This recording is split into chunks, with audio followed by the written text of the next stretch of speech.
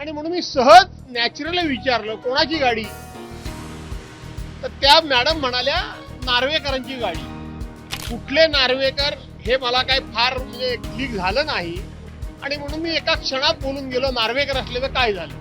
पण ते एवढे नाजूक असतील, एवढे हळवे असतील हे मला माहित नव्हतं.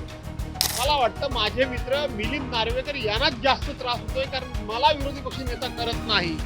ह्यांनी पण तेवढे इम्पॉर्टन्स दिला नाही, त्यांनी पण इम्पॉर्टन्स दिलं नाही. हे चालूच आहे ना. आता आपल्या वर्णित किती चालू असतं. मी देतो सर, मी देतो त्यांना. अरे मला वाटतं ह्याच्यात एवढे देशात आणि राज्यात एवढे महत्वाचे प्रश्न आहेत ना, ह्यांनी पण तेवढे इम्पॉर्टन्स दिला नाही, त्यांनी पण इम्पॉर्टन्स दिलं नाही. हे चालूच आहे ना. आता आपल्या वर्णित किती चालू असतं.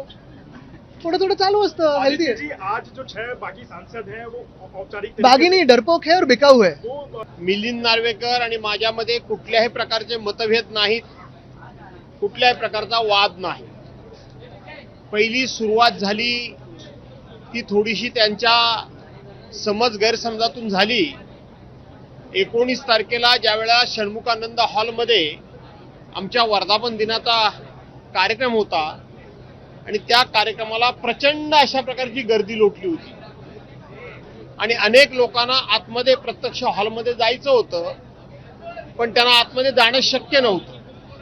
ज्या वेळेला माझी गाडी आली त्यावेळेला सगळ्या शिवसैनिकांनी गराडा घातला आणि मला विनंती केली की आम्हालाही तुम्ही बरोबर घेऊन चला. म्हणून मी गाडीतून खाली उतरलो आणि लोकांना समजावत थोडा मीडियाशी बोलत हळूहळू मी गेटच्या आतमध्ये गेलो. आणि त्यावेळेला मुंबई आज तकला एक आमच्या त्या अनुजा धातकरस म्हणून आहेत, त्यांनी माझा बाईट सुरू केला होता. त्या दरम्यान कोणाची तरी गाडीचा हॉर्न हा सातत्यानं वाजत होता. का वाजत होता तर समोर शिवसैनिक प्रचंड मोठ्या प्रमाणामध्ये गर्दी करून होते आणि त्यांना आतमध्ये यायचं होतं आणि म्हणून गाडी जाते असेल तर त्या गाडीतून आम्हालाही कोणीतरी घेऊन चला असा त्यांचा थोडासा हट्ट होता आणि म्हणून बराच वेळ हॉर्न वाजत होता. हॉर्न वाजत असताना एकदाचा दरवाजा उघडला आणि त्याच वेळेला 5-25 शिवसैनिक दोन्ही बाजूला पडले त्या गाडीबरोबर आतमध्ये येण्याच्या याच्यामध्ये. आणि म्हणून मी सहज नॅचरली विचारलं कोणाची गाडी, तर त्या मॅडम म्हणाल्या नार्वेकरांची गाडी. खरं तर विधानसभेचे अध्यक्ष नार्वेकर जे आहेत ते माझ्या डोक्यामध्ये बसलेले आहेत. मी तुम्हाला खरं आहे ते सांगतो. विधानसभेचे जे अध्यक्ष नार्वेकर आहेत त्यांची जी कामकाज करण्याची पद्धत आहे ते माझ्या प्रचंड डोक्यामध्ये बसलेले आहेत.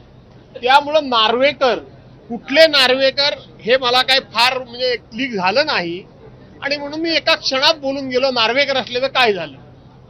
शेवटी एवढी गर्दी असल्यानंतर आमच्यासारख्या नेते मंडळींनी 4 पावलं लोकांबरोबर चाललं पाहिजे, हा त्यातला प्रमुख हेतू.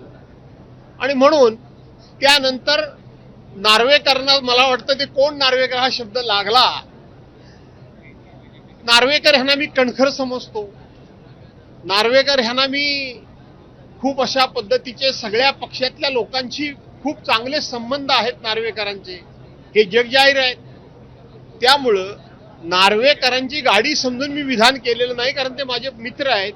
आणि दुसरं त्यांनी काल जे ट्विट केलं त्या सगळ्या पक्षातल्या संबंधाचा उपयोग हा मला विरोधी पक्ष नेतेपद करून घेण्याकरता म्हणून ते मुख्यमंत्र्यांकडनं करून घेणार असतील तर मला त्याचा आनंद आहे.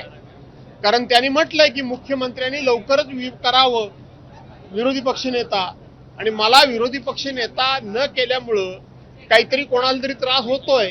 मला वाटतं माझे मित्र मिलिंद नार्वेकर यांनाच जास्त त्रास होतोय, कारण मला विरोधी पक्ष नेता करत नाही. त्यामुळं महाराष्ट्राची अडचण झाली हे सगळ्यात जास्त माझे मित्र मिलिंद नार्वेकर यांना जाणवतंय. याचा मला आनंद आहे. त्यामुळं आमचं दोघांचं भांडण काही नाही. आता माझ्या अपेक्षा वाढल्या आहेत की मिलिंद नार्वेकरांनी मनावर घेतल्यामुळं मुख्यमंत्र्यांकडून लवकरच माझी विरोधी पक्ष नेता म्हणून निवड होईल.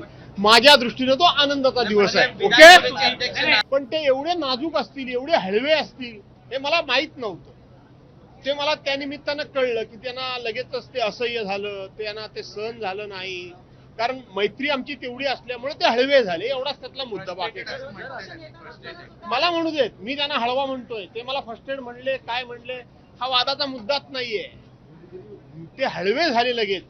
कोण नार्वेकर म्हटल्यानंतर